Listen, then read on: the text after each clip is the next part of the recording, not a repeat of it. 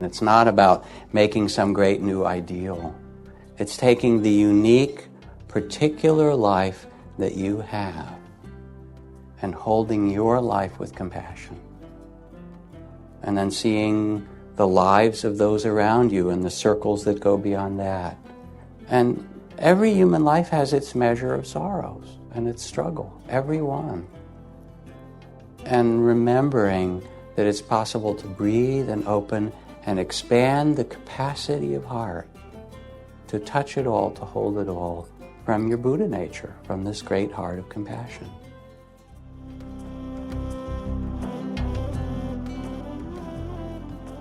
There comes a kind of relief just to be human with all of our flaws. Beautiful words by Jack Kornfield. Welcome to Heart Wisdom, Jack's podcast on the Be Here Now network. I am Ganesh, honored to open the door to episode 232, Stop Being Loyal to Your Suffering. An episode all about the human condition, self-compassion, and uncovering the heart of the Buddha that lies within each of us. This is the second part of last week's episode on the Divine Abodes, the Brahma Viharas of loving kindness, compassion, joy, and equanimity or peace. But this gem of a talk really stands on its own and contains some amazing references from Ram Dass to the Chicken and Rice Man to Viktor Frankl and David Roche and the Church of 80% Sincerity. This dream team of lively beings of true compassion and service, Jack conjures up to help showcase what is possible for us humans when we can have compassion for our human flaws, both for ourselves and the ones around us, and how when we stop being so loyal to our habits of suffering, we can live a life that is truly enjoyable, boundless, and of joyful service. And one small prescription that Dr. Jack gives is to turn off the news and do something enjoyable. Thank you, Doctor. And speaking of transformative doctors with wise hearts, Jack is going to be joining Dr. Dan Siegel for a connected course called Living Beautifully, Transformative Science and Mindfulness Practices to Cultivate a Wise Heart. This is an online course starting April 15th with 11 hours of amazing content as well as 2 live question and answers with Jack and Dan. And just to make things fun, April 15th will be a double header. Jack will be back for his Spirit Rock Monday night Dharma talk. These are always pay what you can and are really the guru bead on the mala for consistent Jack teachings. And then on May 20th, the next session of The Power of Awareness begins. This is a 7-week training on mindfulness and compassion. It is online with Jack, Tara Brock, Conda Mason, and Devin Barry. You can find links to Jack and Dan's course right here in the podcast notes.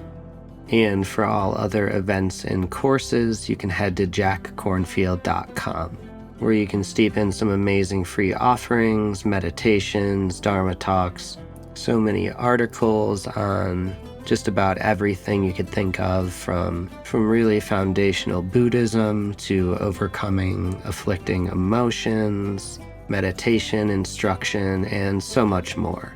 So I will leave you there and pass you over to Jack for the ever so applicable episode 232, Stop Being Loyal to Your Suffering, finishing up this 2-part series on the Divine Abodes. May you be happy, may you be healthy, may you help others through the authenticity of your being, and may your heart be smiling. Namaste. So this is the first of these 4. I don't even know I'll get through them tonight, but we'll go wherever we go. This is the first of these 4 reminders of the awakened heart that is your own Buddha nature. The second one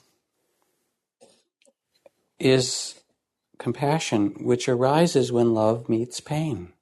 Love is the kind of natural openness of the heart. And when love encounters that which is difficult or painful, it turns into the quivering of the heart, which is called compassion. Overcome any bitterness, say the Sufis, because you are not up to the magnitude of pain that was entrusted to you. Like the mother of the world who carries the sorrows of the world in her heart, we are each endowed with a certain measure of this cosmic pain. You are called upon to meet it in compassion and joy instead of self-pity. And what's true is that we have the capacity to meet the sorrows of the world with compassion as we do to meet the beauty of the world with love. The great heart of a Buddha is within you. And we get afraid that the heart isn't big enough, that we don't have, that we'll get overwhelmed. But it is. I took this article out of the Sunday Times last week, maybe. It was the chicken and rice man. I don't know if anybody saw it. 7 a.m. until 7 p.m, weary-looking men dressed in threadbare jackets would scan each passing car in the hope that someone would offer them work for a hard, grueling 10-hour construction job. "We come here for work," said one 40-year-old Ecuadorian man. He said he's sometimes gone days without eating, but for the past 3 months he's eaten at least one hot meal a day, thanks to a former immigrant who, with the help of his mother, has become a guardian angel for these workers. His name is Jorge Munoz, an elfin 43-year-old. And every night around 9:30, he arrives at the intersection with enough home-cooked fare to feed the dozens of day laborers who congregate there. Jorge is here. Doesn't matter, rain, thunderstorm, lightning. He'd do that from his goodwill, someone said. Now, the relationship between Mr. Munoz and many of the men he feeds is really personal. "Uribe, you want more coffee?" he says. "Hey, Simon, you want seconds of this pasta?" In a way, Mr. Munoz seems to need these men as much as they need him. His unofficial meal program gives meaning and focus to his life. The operation is financed mainly from his $600 a week job driving a school bus, and all the cooking is done with his and his mother's help in a small house with gray siding where he lives. "I know these people are waiting for me," he said, "and I worry about them. You have to see them smile, man. That's the way I get paid. That's the way I get paid." And of course, you hear a story like that, and then you could also use it to beat yourself if you're into that. Those of you who like masochism, it's a fine thing. And say, well, he's doing that, and what am I doing? I remember when Ram Dass was teaching a class in Oakland on service and bodhisattva, and people were given, it was a series of many weeks, people were given practices and things to do to pay attention to their connection with the suffering of the world and their fear of it or their capacity to be present for it. And one woman raised her hand in the class at one point, and she said that she'd really learned something. She said, every day when I go to work, for many, many months, there's a homeless guy that sits on my way to the BART, and I've been putting a quarter in his cup. But I realized since I started taking this class that I never really look at him, that I never look him in the eye. And then she said, so I began to pay attention. And all of a sudden I realized why. I was afraid if I ever really looked him in the eye, that the next thing that would happen would be that he would be sleeping on my living room couch. And I didn't know what to do with that. And all of a sudden, her vulnerability and her honesty made the whole room of 1,000 people begin to say, well, what is right and what are our boundaries and what should we do, because it's not just the chicken rice man in New York, it's our human dilemma. And what's true about compassion, about the circle of compassion, is that it's only complete if it includes yourself. We get really confused thinking, okay, I have to be compassionate for that poor person there who's suffering a lot. Oh, such pity for that person. But that's not the circle of compassion. The real meaning of compassion also has to include one other person. Guess who? Moi, as Miss Piggy would say, If it's for them and not for oneself, it's not really compassion, it's something else. And we could go into that. But genuine compassion includes the care for this one. You can search the tenfold universe, says the Buddha, and not find a single person more worthy of love and care than the one seated right here in your own body. So this one and that one, and we each have to find our way, our own balance. But I tell you, it is as natural to us as breathing.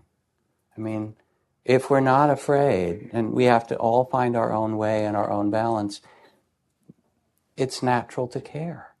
It just is. It's built in. It is your true nature. So my favorite kindergarten teacher in the whole world is a woman named Peggy. And Peggy told me this story some years ago, just at the beginning of the latest Iraq war, this one that we're in. She said that just around the beginning of that war, her kids were out on the playground and there were some low-flying military planes that came over because there was this whole movement of positioning equipment and all of those things at the beginning of that war to the Middle East. And because they were low-flying and loud and not the usual kind of airplanes kids see, her kindergartners came running back in, and they were really frightened by these planes. And they'd been seeing on television and talking to their parents about war is coming and things like that. And they said, these look like warplanes, are they? And Peggy said, yes. And what are they? Well, they're planes with materials and weapons and bombs and various things that they're bringing there. And so the kids were very interested. And then one of the kids asked Peggy, well, are there kids like us in Iraq? And Peggy said, yes. And then another child said, well, they wouldn't bomb there then, would they? And Peggy said, well, they might. And then another kid said, well, then they must not know the children are there. They must not know this. We have to let them know. And so they took their recess period and they went out in the playground and they made this great big sign, that could be seen from the air. Children in Iraq, they made a big picture of a child so that the pilots could see it. They must not know that there are children there. When you study Western psychology and the development of humanistic and transpersonal psychology, one of the great fathers of this is Abraham Maslow. And he made what was called a pyramid of needs. At the bottom was food and shelter, and then social needs and creative needs, and at the top was spiritual needs. And even he understood at the end of his life that he'd gotten it he didn't have the order exactly right.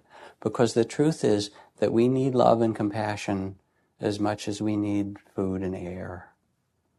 And you don't have to have food and shelter and social needs and creative needs met in order to love or care for someone.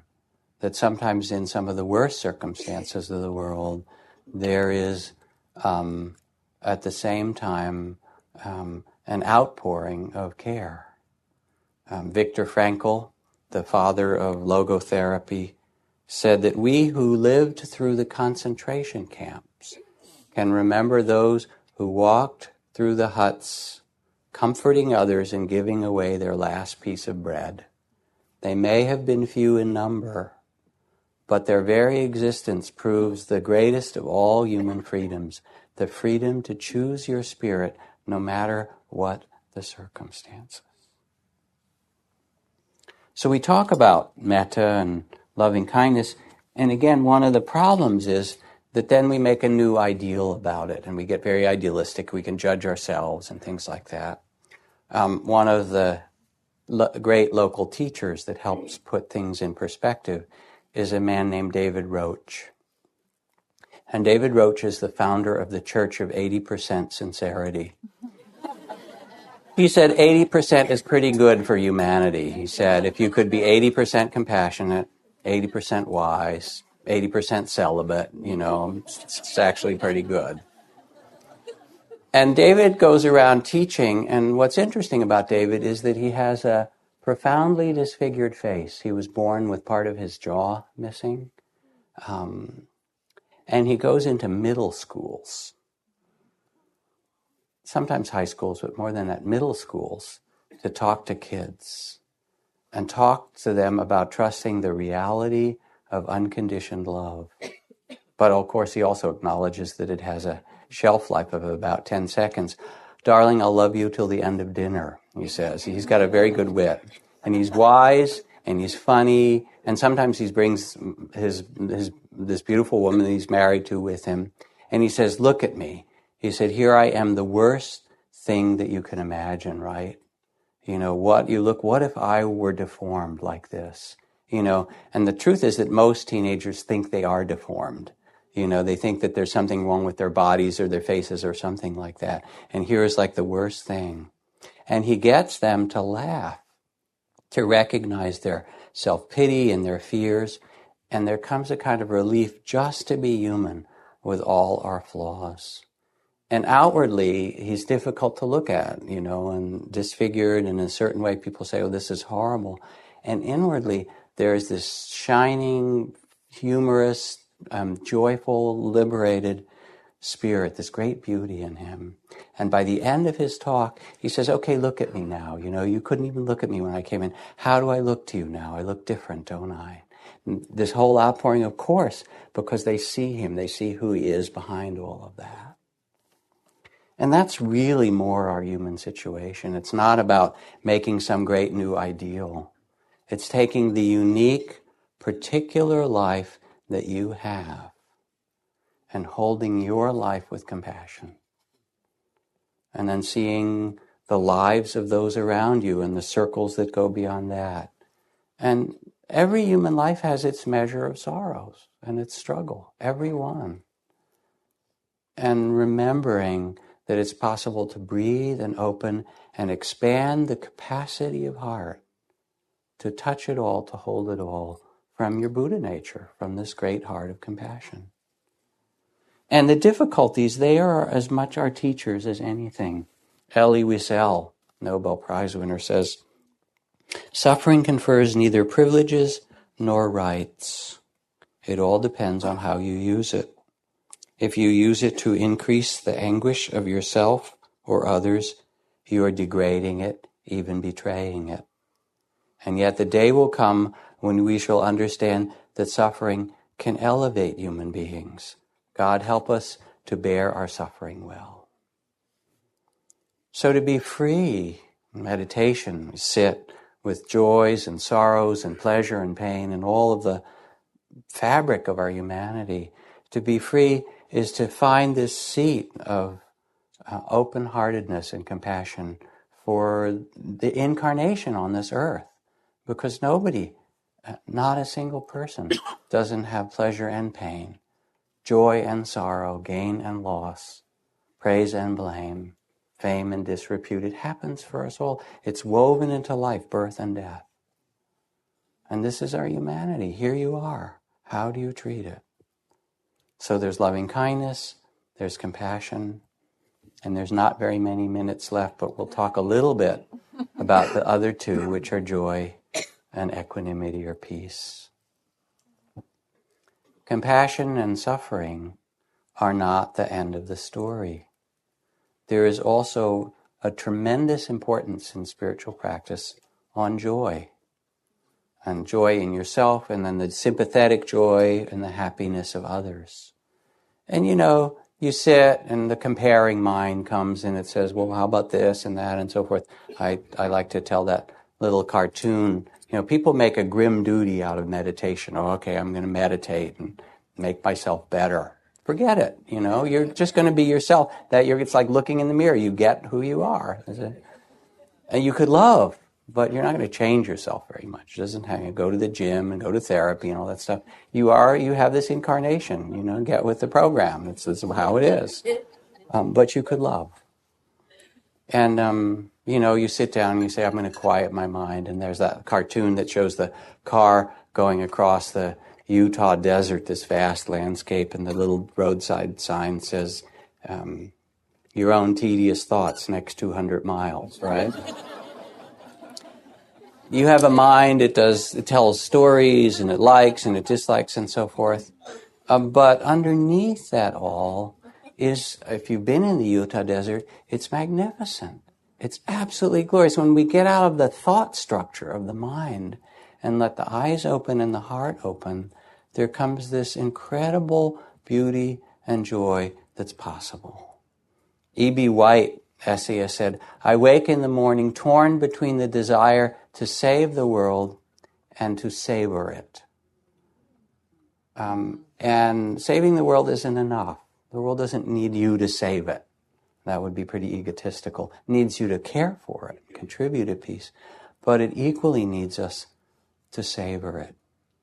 Despair is a greater deceiver than hope. It really fools us. And the world is too beautiful and gloriously magnificent for despair. You read about Rumi, the poet.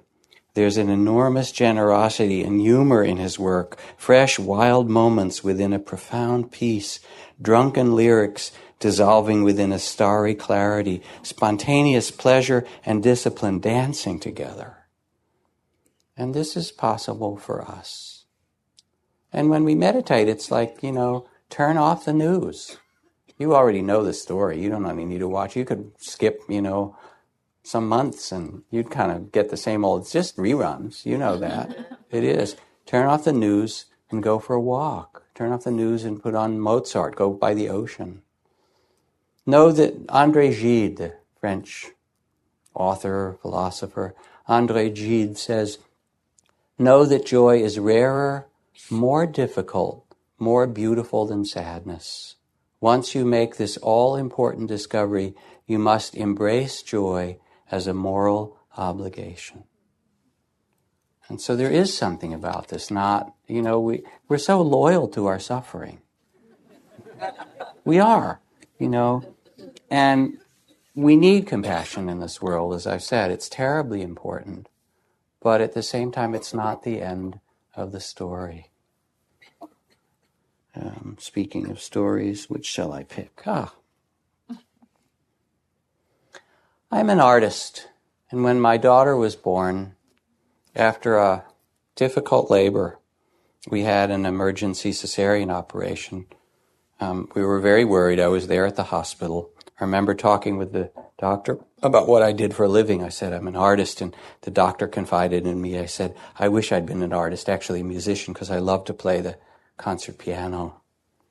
Later, after my wife had the delivery and the doctor came out with the good news that she was fine and I had a brand new baby girl, we're standing there and I received the news. Another doctor walked up to the physician who'd just completed the cesarean surgery, delivered my child, and said, excuse me, doctor, I just want to tell you, you performed brilliantly in there. It was an honor to assist you.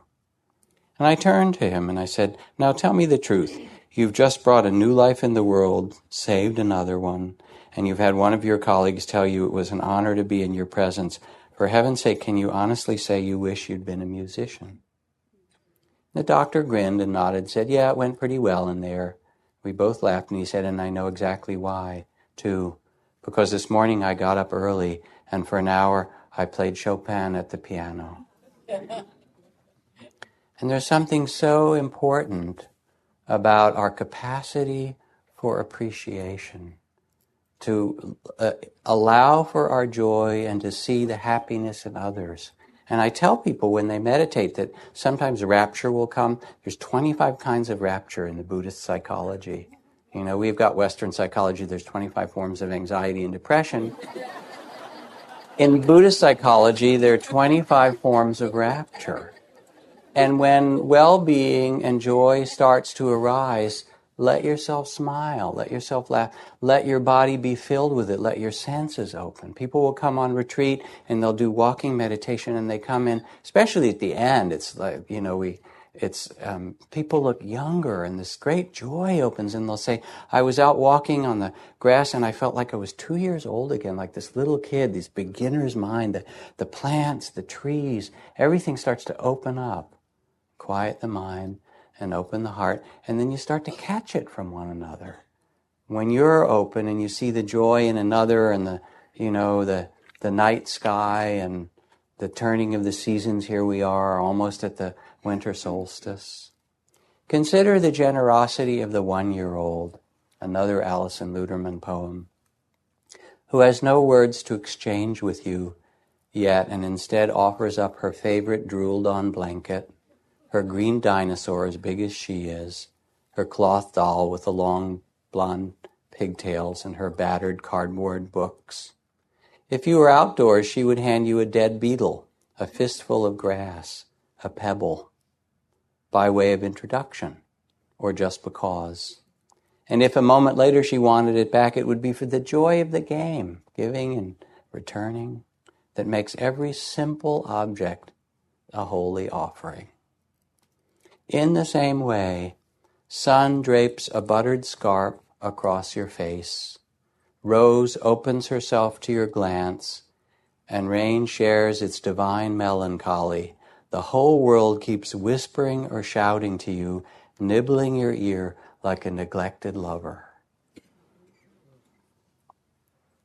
And the practice, just like there's a practice of loving kindness, there's a practice of compassion. May you be held in compassion. May your suffering be eased. There's a practice of joy. Picture the happiest person you know or someone that you love a lot and see them at their happiest moment. And then you begin to wish inside, may your joy increase. May your happiness grow. May the causes for your happiness grow. And you do that for them and another, and then you can turn it back on yourself as if they were wishing you well. May your joy grow. May your happiness increase. May my own happiness increase. May the causes for this happiness. And there comes this beautiful sense of blessing, that you are able to bless and to be blessed. And we tend to be a little stingy sometimes with our emotions and appreciation, like we're going to run out of love and joy, like it's some little battery in there and you only have so much and then you've got to go plug it in at night again and get some more of it or something like that. But it doesn't work that way. It's not like a little battery. We are actually a channel for the sacred. We're a channel for the energy of the divine that is who we are. And as you love more, or as you open the great heart of compassion, or as you see the beauty around you and let yourself dwell in the joy of life, it grows. It opens. It's like the channel gets clear and more of it flows through you.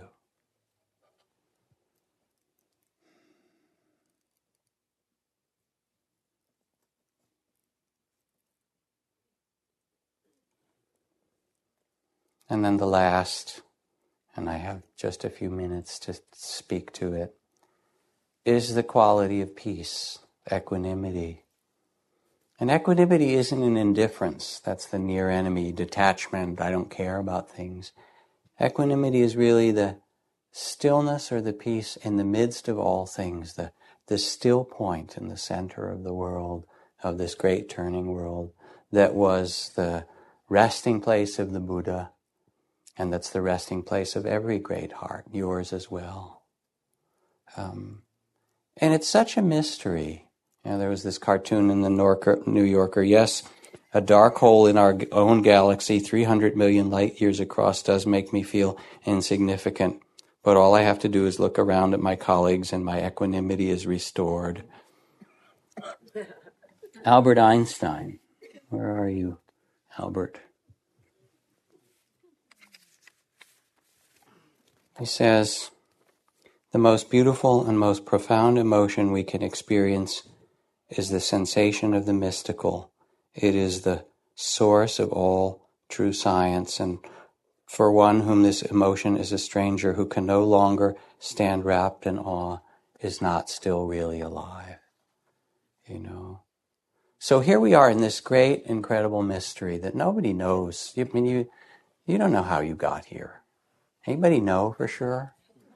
Raise your hand. Isn't that phenomenal that we're here? Look, all these people. You'd think somebody would know, right? And yet here we are in this mystery of galaxies and stars and, a million kinds of beetles on this earth. There are a million species of beetle on this earth. It's phenomenal. How did this all get here? And here we are incarnate in all this. The most beautiful thing.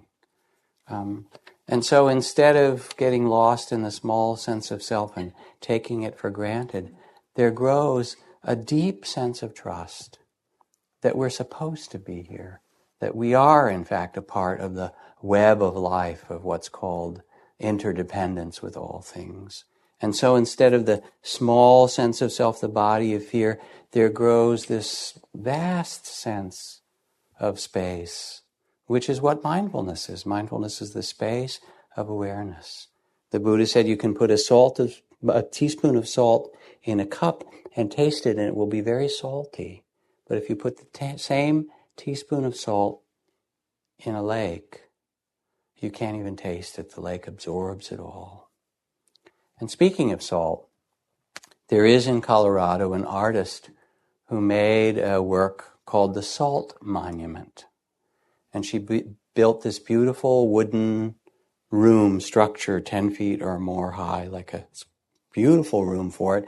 And in the middle of this room, or 15 feet high, in the middle of this room is a 10-foot high lucite plastic crystal, the shape of a salt crystal. And in it is 6.5 billion tiny crystals of salt, one for each man, woman, child, each person on the earth. And she has it hooked up so that it rotates and turns once every 24 hours the way the earth turns. And she's the priestess, if you will, at the Salt Monument. Every morning she goes and climbs up this ladder and takes a little cup of salt and pours in 250,000 grains of salt, which are for every person that is born or will be born that day. And then every evening before she goes to sleep, she makes a prayer and then draws off from the bottom of it another container of 200,000, slightly smaller container of 200,000 grains of salt for everyone who died that day on this earth. And then around the room are these little jars like, here are all your friends, this tiny little thing of salt, right? And all the people in your neighborhood and all the people you'll meet in your lifetime, and then there's all the salt for all those people. And it's really the witnessing of the dance of life itself. And when we have this vast perspective of time and space, there comes an ease and a generosity and a peace, not because we remove ourselves from life, but actually because we become part of life. And it's not our responsibility then to fix others, but to love this beautiful world that we're born into. The recitation for the practice of equanimity is that all beings are the heirs of, or the recipients of their own karma. Their happiness and suffering depends on their actions and not my wishes for them. Which is a very kind of amazing statement and rather fierce to say. But it means in a most fundamental way that we can love people and care for them and be responsible and care for the injustices of the world and plant the beautiful seeds and so forth. But it's not given for us to control it. We can add our part and do beautiful things and do them where they're necessary as well as we can. But if you think you own it and control it, sorry. It's just not, you don't even own your own body. How about your mind? Okay, no more of those 200 miles of tedious thoughts. Stop it. Does it listen? Okay, don't grow old, you say to your body. I'm not going to get a day older. Does it listen? And then you try and control your children. Or your partners, your lovers, your spouses. See how far that gets you, This is not the reality. This is not the dance. We are traveling with tremendous speed toward a star in the Milky Way, says Bertolt Brecht. A great repose is visible today on the face of the earth. My heart's a little fast. Otherwise, everything's fine. And that everything's fine is the eyes of wisdom and compassion that says there's sorrow and struggle that we have to tend to, and there's birth and there's death, and there's praise and blame and gain and loss, all of these things that make our humanity and that we engage in. But the place of peace is this vast perspective that Einstein spoke of awe and mystery. And it's not ours to control. It's ours to love and to enjoy with joy, to bring blessings of loving kindness and compassion to, and to remember this noble heart with which we are born. And these are really the teachings and the practices that make it possible for us to live from our Buddha nature. So let's sit for a moment.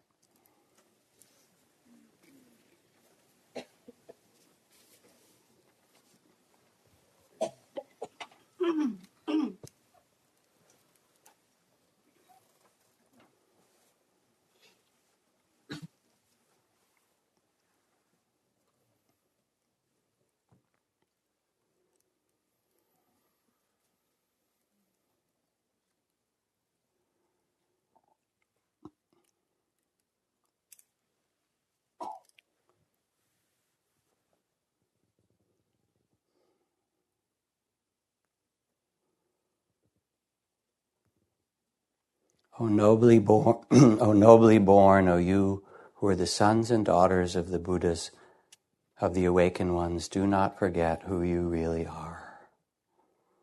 The great heart of compassion and wisdom and love, joy, is yours. It is within you.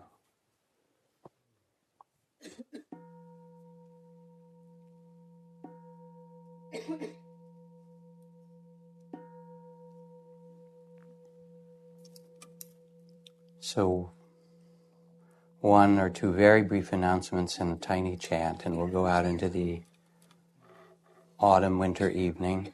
Emily needs a ride to North Berkeley. Anybody going over to the East North Berkeley who could give her a ride? Emily, would you meet this person up here right after? That would be good.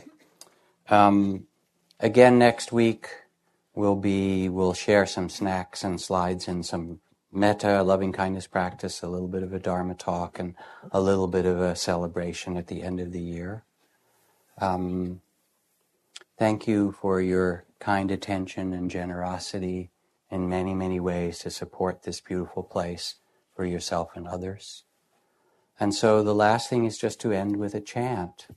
In India, when you meet someone, the greeting is Namaste, which means I honor the divine within you. I see who you really are. And the root of the word Namaste in Sanskrit is the word Namo, which means to bow to or honor. And I'd like us to simply chant it 9 times tonight. And as you do, you can feel what you want to bow to. Your own good nature, to the beauty of another that you think of, to the suffering of another that needs your care and compassion, to some place in the world that you want to offer your respects or your concerns. So. Namo.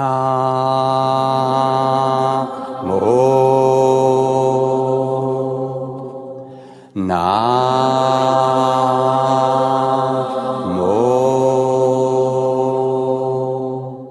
Namo.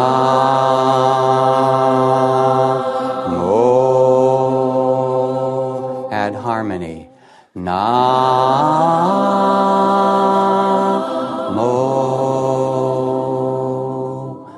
Namo.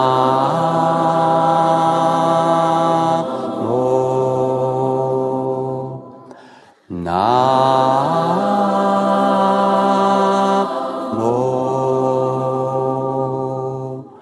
Namo.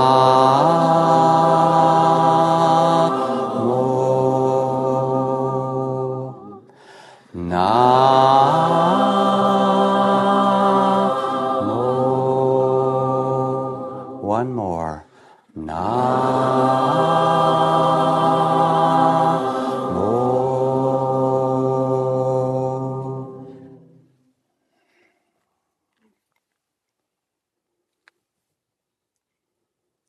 And may your week and the turning of the seasons, darkness into light, all of this be filled with blessings. Thank you. Drive politely out there. It's lots of cars and it's crowded.